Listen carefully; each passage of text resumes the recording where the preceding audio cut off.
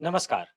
आज के भौतिक विज्ञान शिक्षण में मैं अभय, विद्यालय शिक्षा उत्तराखंड, आप सभी का स्वागत करता हूँ। आज हम कक्षा 11 की पाठ्य पुस्तक भौतिकी भाग 1 के अध्याय 3 समतल में गति का भाग 1 पर चर्चा करेंगे।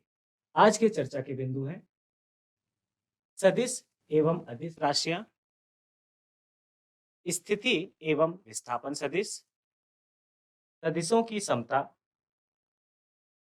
सदिशों की वास्तविक संख्या से गुणा, सदिशों के योग व वियोजन तथा एकांक सदिश।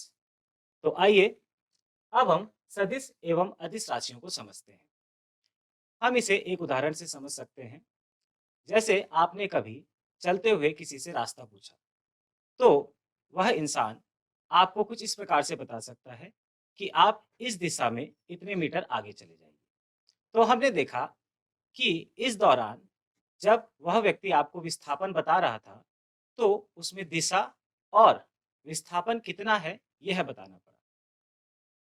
इसी प्रकार हम ये देखते हैं कि अगर हम किसी दुकान में जाते हैं और उससे बोलते हैं कि ये पैकेट कितने ग्राम का है या कितने किलोग्राम का है, तो इस राशि में यानी द्रव्यमान में हमको दिशा की जरूरत नहीं पड़ती है। तो भौतिक विज्ञान में कुछ राशियां ऐसी होती हैं जिसमें दिशा और परिमाण दोनों की आवश्यकता होती है, तथा कुछ ऐसी राशियां होती हैं जिसमें केवल परिमाण की आवश्यकता होती है। ऐसी राशियां जिसमें केवल परिमाण की आवश्यकता होती है, दिशा की नहीं होती है, ऐसी राशियां अदिश राशि कहलाती हैं। उदाहरण दूरी, द्रव्यमान, ताप, समय आदि। ऐसी राशियों को बताने के लिए हमें दिशा की आवश्यकता नहीं पड़ती है। इनमें जोड़ना, घटाना, गुणा, भाग सामान्य संख्याओं की तरह ही करते हैं। अब हम सदिश राशि देखते हैं। ऐसी राशियां जिसमें दिशा और परिमाण दोनों होते हैं, उन्हें सदिश राशियां कहते हैं। उदाहरण है विस्थापन, वेग, त्वरण, बल आदि। इनको जोड़ने या घटाने के लिए अलग नियम प्रयोग किए जाते हैं। त्रिभुज का नियम तथा समांतर चतुर्भुज का नियम हम इसमें योग के लिए प्रयोग करते हैं। इसको हम कुछ इस प्रकार से निरूपित करते हैं। माना हमारे पास कोई सदिश राशि है जिसको हमें दिखाना है, तो हम किताब में देखते हैं कि इसको थोड़ा सा बोल्ड लेटरों से दिखाया जाता है, इनको थोड़ा गाढ़े अक्षरों से दिखाया जाता है। जबकि जब हम स्वयं लिखते हैं, तो हम किसी भी राशि को दिखाने के लिए एक संकेत से दिखाएंगे, जैसे हमने यहाँ पे ए से दिखाया हुआ है, तथा उसके ऊपर एक एरो दिखा देंगे। तो किताबों में हमको गाढ़े अक्षरों से सदिश राशियों को दिखाया जाता है, और क्योंकि कॉपी में लिखना थोड़ा-सा कठिन होता है गाढ़े अक्षरों को, इसलिए हम सदिशों को दिखाने के लिए कुछ इस प्रकार से हम एक अक्षर लिख लेते हैं और उसके ऊपर एक एरो का निशान बना लेते हैं। आइए अब हम समझते हैं कि सदिशों को कैसे दिखाया जाता है। माना हमारे पास यहाँ पे कोई सदिश ए है, तो हम इसको एक तीर की मदद से दिखाते हैं, जैसा कि हमने यहाँ पे एक तीर बना रखी है। किसी सदिश में जो तीर दिखाई जाती है, उसकी लंबाई उस सदिश के परिमाण को व्यक्त करती है। तो यहाँ पे जो ये ए सदिश है, उसका परिमाण इस तीर की लंबाई के बराबर होगा, जैसा कि हमने यहाँ पे दिखा रखा है। तो अगर हम इस ग्राफ के हिसाब से देखें, तो 4 यूनिट इस तीर की लंबाई है। तो इसका परिमाण हो जाएगा 4 इकाई। हम जब किसी भी सदिश का परिमाण दिखाते हैं, तो उसे कुछ इस प्रकार से लिखते हैं। जो भी वेक्टर है, उसको हम मॉड के अंदर लिखेंगे। तो यह बताता है कि हम उस सदिश के परिमाण की बात कर रहे हैं। और जो तीर का सिरा होता है, यानी कि एरो हेड जो होता है, वो उस सदिश की दिशा व्यक्त करता है। जैसे हमने वेक्टर ए की बात की, तो इसका परिमाण 4 यूनिट हो गया और इसकी दिशा हो गई एक्स अक्ष की ओर। एक्स अक्ष की ओर इसकी दिशा है। इसी प्रकार से हम अन्य वेक्टर भी देख सकते हैं, जैसे यहाँ पे एक वेक्टर v बना है, तो इसका परिमाण हो जाएगा, इसका परिमाण यहां से लेकर यहां तक की लंबाई होगी, जितनी लंबाई इस एरो की है। यह सदिश, इसका परिमाण होगा 8 यूनिट और इसकी दिशा होगी एक्स एक्सिस की ओर। इसी प्रकार से ये हमने एक और सदिश बना रखा है। इस एरो की लंबाई इसके परिमाण को व्यक्त करेगी और इसका एरो हेड, जो इसके तीर का सिरा है, ये इसकी दिशा को व्यक्त करेगी। हमको ये भी देखना है, जब हम सदिशों का निरूपण करेंगे तो सदिशों को हम उसी जगह से उठा के दूसरी जगह भी लिख सकते हैं। जैसे मैंने इस सदिश को यहाँ बनाया है, अब मैं इसको उठा के अगर यहाँ ले जाऊंगा तो इस सदिश का मान नहीं बदलेगा। ये वाला सदिश और ये वाला सदिश एक ही है। इसको अभी हम और अच्छे तरीके से समझेंगे। आइए अब हम सदिशों के संकेतन के कुछ उदाहरण देख लेते हैं। यहाँ पे हम सदिशों को बल के उदाहरण से समझेंगे। माना हमारे पास एक बल का सदिश है, वेक्टर ए, यानी सदिश ए। तो इस वेक्टर ए में 2 न्यूटन का बल है, अर्थात इसका परिमाण जो है वो 2 न्यूटन का है, तथा ये जो बल लग रहा है वो एक्स अक्ष की ओर लग रहा है। तो इस सदिश के दो भाग हुए। एक हिस्सा वो है जो इसका परिमाण व्यक्त कर रहा है, अर्थात 2 न्यूटन का बल, तथा एक हिस्सा वो है जो इसकी दिशा व्यक्त कर रहा है, यानी वेक्टर ए की दिशा है एक्स अक्ष की ओर। इसी प्रकार से मैं एक और वेक्टर देखता हूं, ये भी बल का वेक्टर है। तो ये है सदिश बी। अब हम देखते हैं कि इस बल का मान है 5 न्यूटन। तो अब 5 न्यूटन का बल दिखाने के लिए इस तीर की लंबाई भी 5 गुना बढ़ गई है। मतलब कि अब हम इसकी लंबाई जो है उसको 5 न्यूटन काउंट करेंगे। तो लंबाई इसके परिमाण को व्यक्त कर रही है और दिशा एक्स अक्ष की ओर हो जाएगी। इसी प्रकार से एक और है हमारे पास एग्जाम्पल, ये है 2 न्यूटन का बल परंतु वाई एक्सिस की ओर। तो लंबाई 2 न्यूटन है और दिशा वाई एक्सिस को दिखा रही है। और अगर एक वेक्टर ऐसा है जो 3 न्यूटन का बल दर्शा रहा है, तो लंबाई उसी हिसाब से 3 न्यूटन के बराबर हो जाएगी और दिशा इसकी वाई एक्सिस की, माइनस वाई एक्सिस की ओर हो जाएगी। आइए अब हम देखते हैं स्थिति और विस्थापन सदिश क्या होता है। स्थिति सदिश किसी वस्तु की स्थिति का निरूपण करने के लिए प्रयुक्त होता है। माना हमारे पास कोई कण है जो कि किसी बिंदु P पर रखा हुआ है, तो इस कण की स्थिति बताने के लिए हम जिस सदिश का प्रयोग करेंगे उसे हम स्थिति सदिश कहेंगे।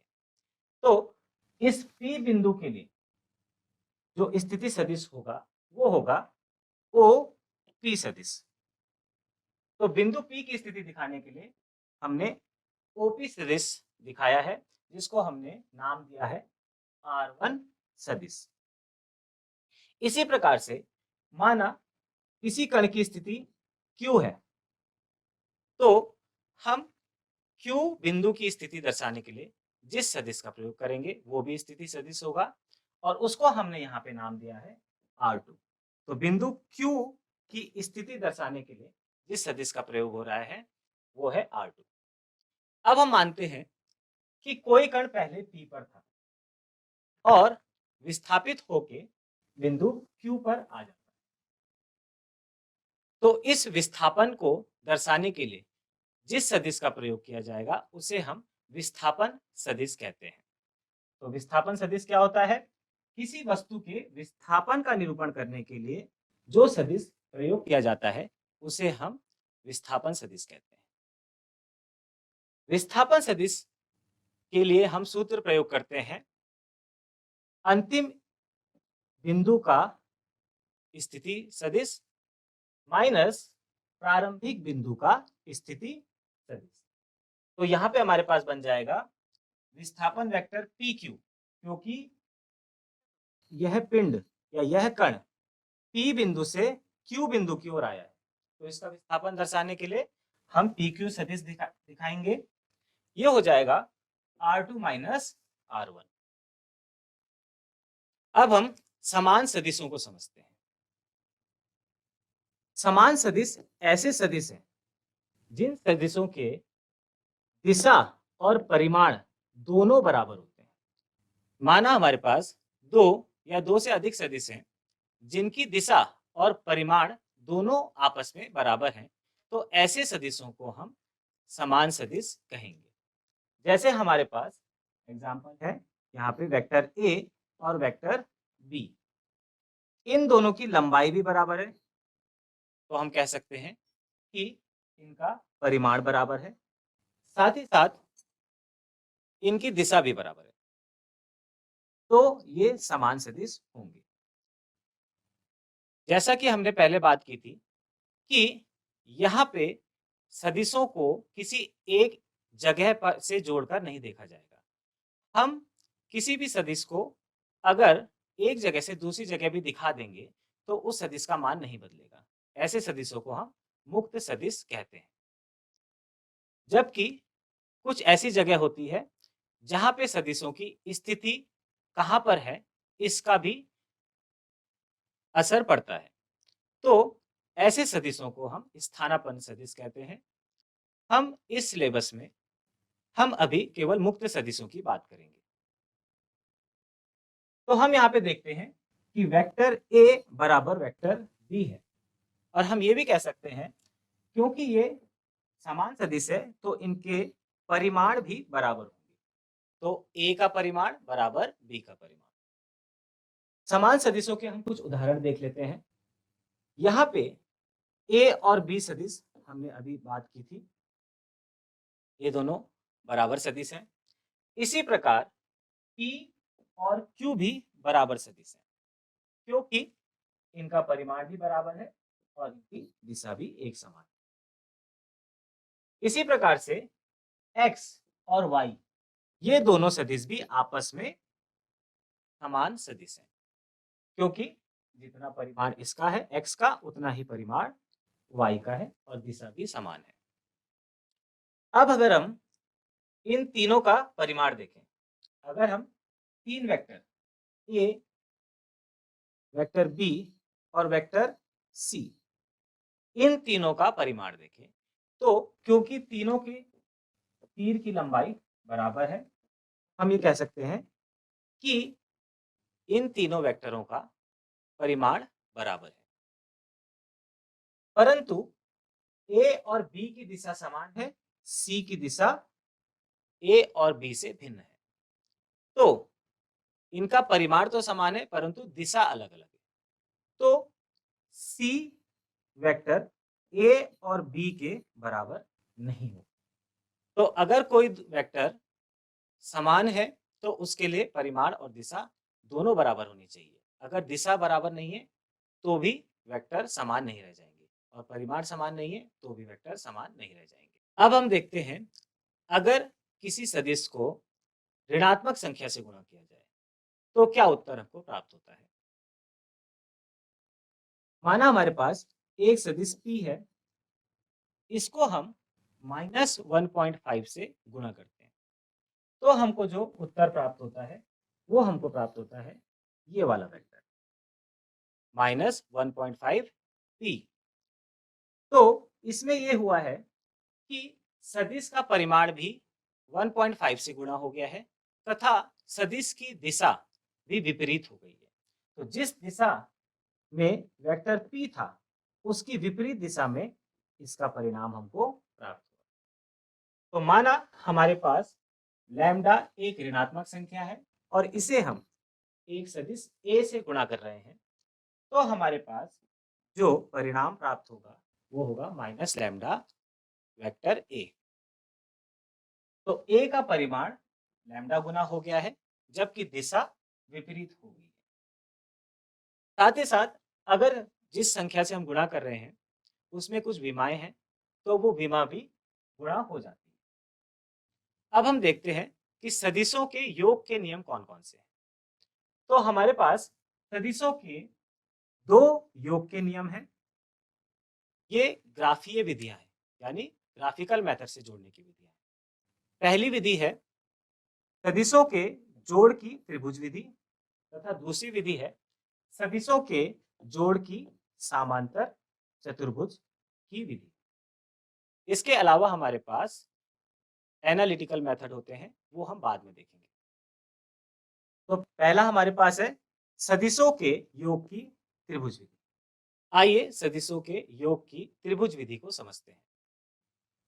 माना हमारे पास एक सदिश है वेक्टर ए, सदिश ए, और दूसरा सदिश है सदिश बी।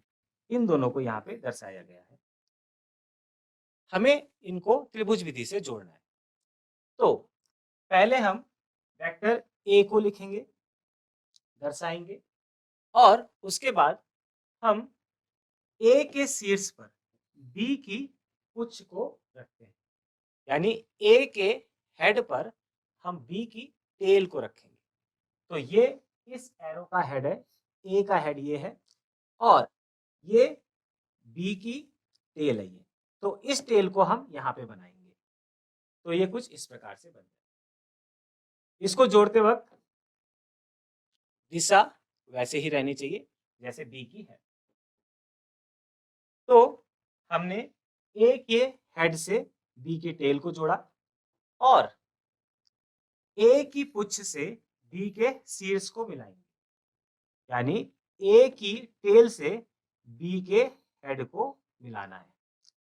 तो ये वेक्टर जो हमको प्राप्त होगा, ये वेक्टर ए और बी के योग करने के बाद परिणामी वेक्टर प्राप्त होगा, जिसे हम रिजल्टेंट वेक्टर भी कहते हैं।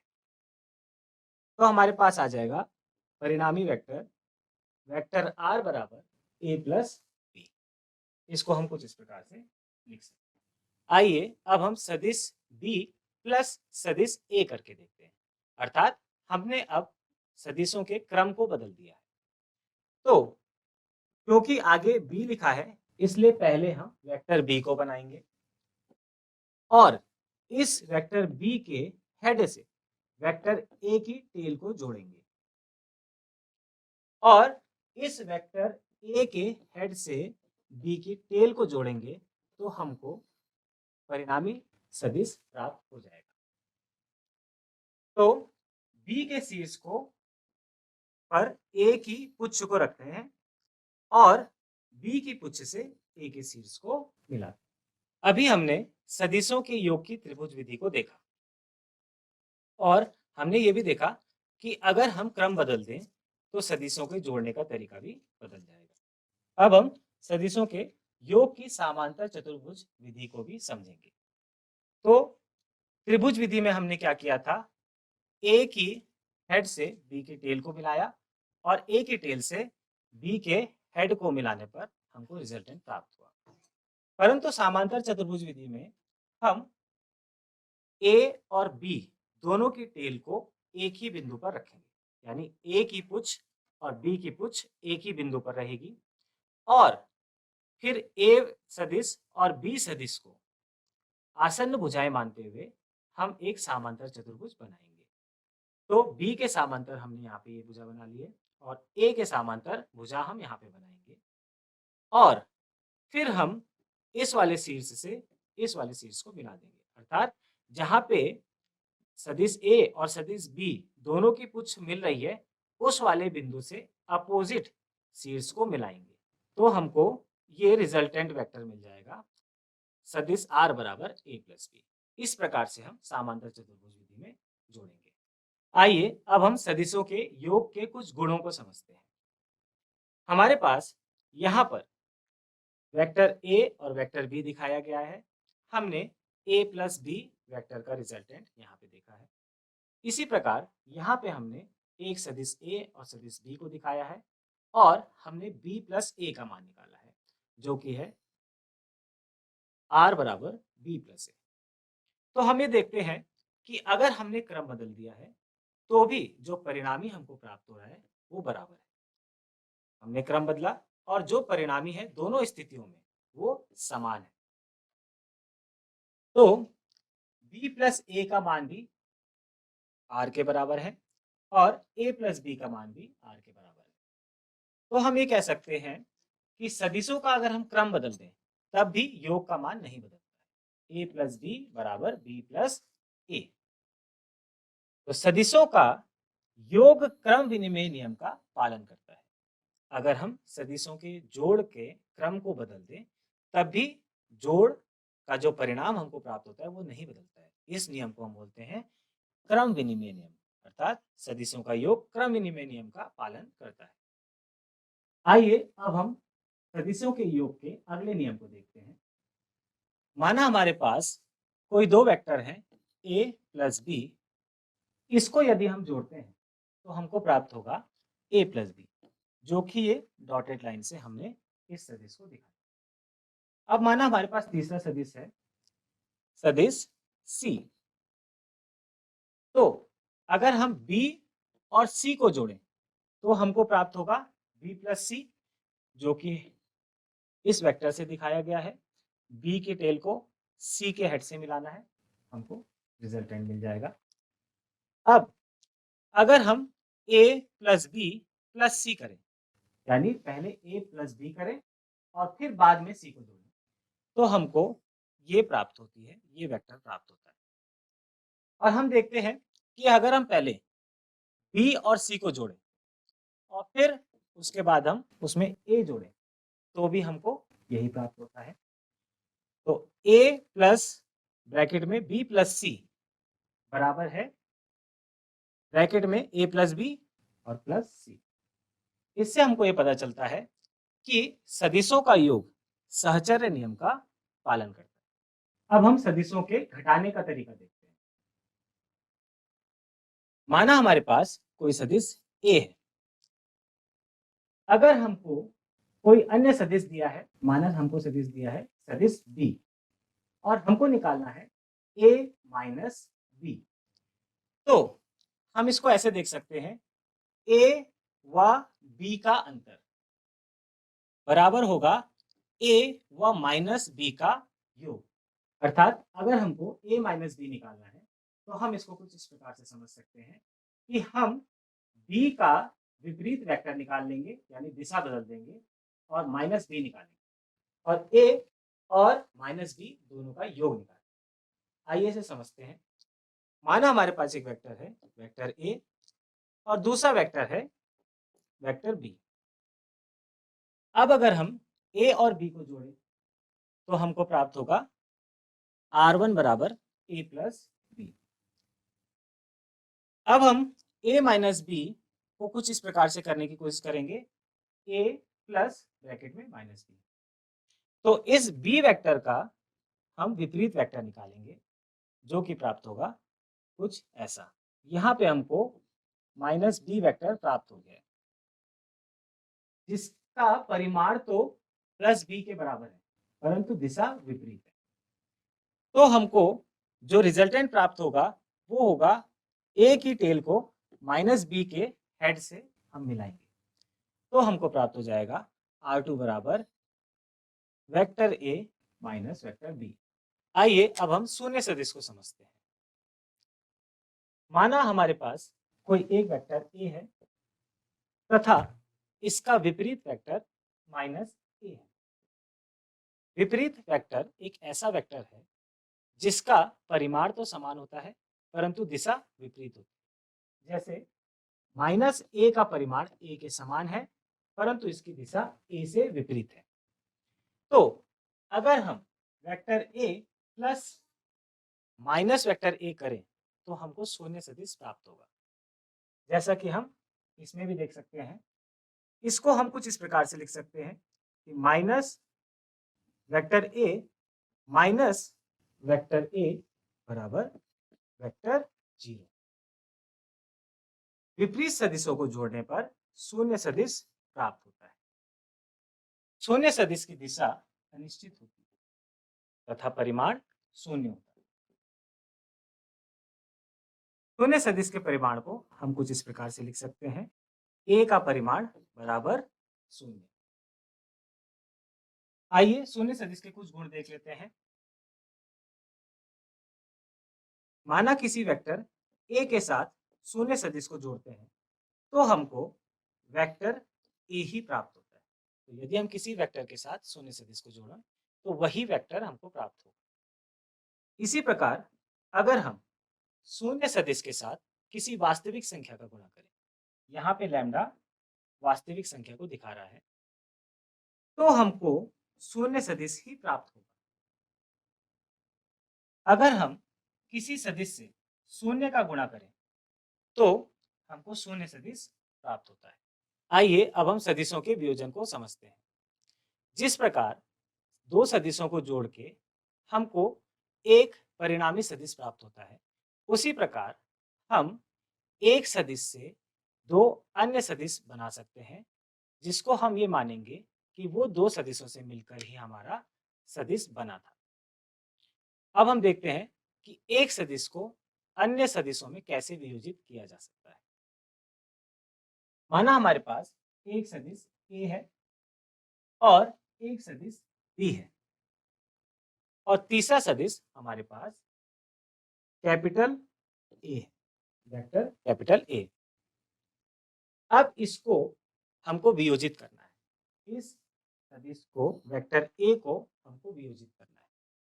तो हम ये करेंगे कि हम इसकी वेक्टर ए के टेल से होते हुए एक रेखा खींचेंगे जो कि स्मॉल वेक्टर ए के समांतर होगी। तो हमने इस वेक्टर स्मॉल ए के समांतर एक रेखा खींची। इसी प्रकार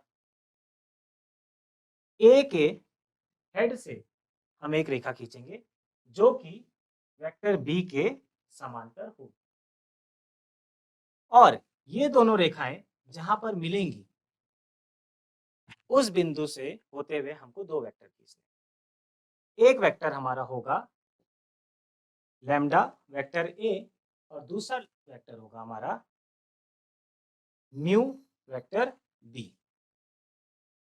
तो हमने इस वेक्टर को दो वेक्टरों में बांट दिया। एक ओ क्यू वेक्टर है जो कि लैम्डा ए से दर्शा रहे हैं और एक क्यू पी वेक्टर है जिसे म्यू बी से दर्शाया जा रहा है। हम यहाँ पे लिख सकते हैं वेक्टर ए बराबर वेक्टर ओपी, वेक्टर ए बराबर वेक्टर ओपी, क्योंकि ए ओपी के बराबर है और इसको दो भागों में बांटा है, ओ क्यू प्लस क्यूपी, जहां पर लैम्डा और म्यू वास्तविक संख्या है। ओ क्यू का मान आया है लैम्डा ए और क्यूपी वेक्टर का मान आया है म्यू वेक्टर बी। तो हमारे पास एक वेक्टर बना है जो कि दो अन्य वेक्टरों का जोड़ है, यानी vector A lambda vector A और म्यू वेक्टर बी का जोड़ है। तो हम ये कह सकते हैं कि वेक्टर कैपिटल ए को वेक्टर स्मॉल ए व वेक्टर स्मॉल बी के अनुदिश दो घटकों में वियोजित किया गया है। आइए अब हम एकांक सदिश को समझते हैं। एकांक सदिश एक ऐसा सदिश है जिसका परिमाण एक होता है। इसकी ना ही विमा होती है और ना ही मात्रक होता है। इसका प्रयोग केवल दिशा व्यक्त करने के लिए किया जाता है। इसके उदाहरण हैं, माना मैंने यहाँ पे कुछ वेक्टर्स बना रखे हैं, ये एकांक सदिश है।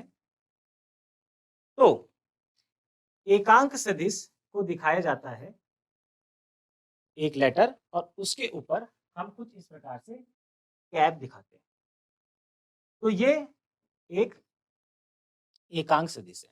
इसी प्रकार से हमने यहाँ पे एकांक सदिश बी को दर्शाया है। इसकी दिशा हमको कुछ इस तरीके से दिख दे रही है और इसका परिमाण भी एक होगा। इसी प्रकार से यहाँ पे एक वेक्टर सी है और इसका एकांक सदिश कुछ इस प्रकार से दिखाया जाए। तीनों वेक्टर के एकांक सदिशों का परिमाण एक है। आइए अब हम ये समझते हैं कि किसी वेक्टर का एकांक सदिश का प्रयोग क्या होता है। जैसे हमने ये वेक्टर ए बनाया है, तो इसका एकांक सदिश इसी दिशा के अनुदिश होगा, परंतु उसका परिमाण 1 होगा।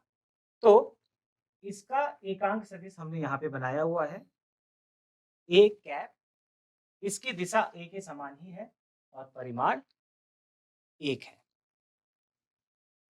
किसी भी वेक्टर को हम एकांक सदिश के रूप में कुछ इस तरीके से लिख सकते हैं। वेक्टर ए बराबर वेक्टर ए का परिमाण गुणा गया एकांक सदिश। तो कुछ इस प्रकार से हम एकांक सदिश और सदिश के बीच में सूत्र लिख सकते हैं। यदि हम x, y और z अक्ष की दिशा बताने के लिए एकांक सदिश का प्रयोग करें, तो हम उसे i, j और k कैप की मदद से दिखाते हैं। जैसे हमने इन चित्रों में दिखाया है, x अक्ष की दिशा दर्शाने के लिए यहाँ पे i कैप सदिश का प्रयोग किया गया है। उसी प्रकार से y अक्ष की दिशा दर्शाने के लिए j कैप सदिश का प्रयोग किया गया है और z अक्ष की दिशा दर्शाने के लिए k कैप का प्रयोग किया गया है। तो x अक्ष के लिए i कैप, y अक्ष के लिए j कैप और z अक्ष के लिए k कैप सदिशों का प्रयोग किया जाता है। इन तीनों सदिशों का योग 1 होगा, क्योंकि यह एक एकांक सदिश है। आइए आज हमने जो भी चर्चा की उसका मूल्यांकन कर लेते हैं। x अक्ष की दिशा को व्यक्त करने के लिए किस एकांक सदिश का प्रयोग किया जाता है? तो x अक्ष की दिशा को दिखाने के लिए हम i कैप का प्रयोग करते हैं। शून्य सदिश की दिशा कौन सी होती है? तो जैसा कि हमने पढ़ा, शून्य सदिश की दिशा अनिश्चित होती है।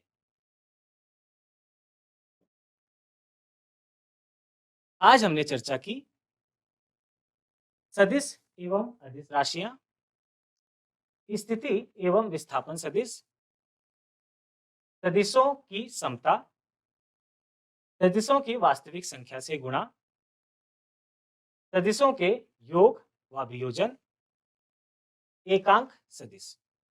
आज के लिए आपका गृह कार्य है, अपने आसपास के लोगों से अपने क्षेत्र के विद्यालय का पता पूछें और देखिए लोग दिशा और विस्थापन बताने के लिए कौन-कौन सी विधियों का प्रयोग करते हैं। तो आप अपने आसपास के लोगों के पास जाइए और उनसे पूछिए कि आपके क्षेत्र का विद्यालय कहाँ है। तो आप देखेंगे कि वो विभिन्न विधियों का प्रयोग करके आपको दिशा और विस्थापन बताएंगे कि किस दिशा में आपका विद्यालय है। तो इसको आपको देखना है कि लोग किस प्रकार से दिशा और विस्थापन बताते हैं। एक वस्तु में 3 ओर से रस्सियां बांधकर 3 व्यक्ति तीनों ओर से खींचेंगे, जैसा कि यहाँ पे चित्र में दिखा रखा है। यह वस्तु किस ओर खिसकेगी? क्योंकि जब तीनों व्यक्ति एक वस्तु को खींचेंगे रस्सियों से, तो वो वस्तु कहीं ना कहीं तो जाएगी। तो वो किस दिशा में जाएगी और वो उस दिशा में क्यों गई, इसका कारण आपको पता लगा। आशा करते हैं आज हमने जो चर्चा करी आपको समझ में आया होगा। अगले भाग में मिलते हैं। धन्यवाद।